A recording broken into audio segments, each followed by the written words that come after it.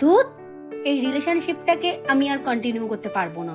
যতই ঠিক করতে যাই সব ঘেটে খাওয়া হয়ে যায়। কি করছিস? আরে আমার হেডফোনটাও কেটে হয়ে গেছে। দে। তা কি হয়েছে তোর রিলেশনে? খালি ঝগড়া, ঝাঁটি, অশান্তি, উফ। তো মিটমাট করে নে। আর কতবার মিটমাট করব? আর এত যখন ঘেটে গেছে, সেটাকে মিটমাট করেই বা আর কি হবে? নে, তোর হেডফোনটা খুলে গেছে। থ্যাংক ইউ, এত ইজি ছিল এটাকে ঠিক করা? হ্যাঁ, সামান্য হেডফোনই তো ছিল। যতটা এফোর্টস এই হেডফোনটাতে দিলি, ততটা কি নিজের রিলেশনে দেওয়া যায় না? হেডফোন আর রিলেশন কি এক হলো? সম্পর্কটাও কিন্তু অনেকটাই হেডফোনের মতো, বারে বারে প্যাচ লেগে গুটিয়ে যাবে, কিন্তু একটু সময়, একটু ধৈর্য নিয়ে ঠিক করলে আবার আগের অবস্থায় ফেরানো যাবে।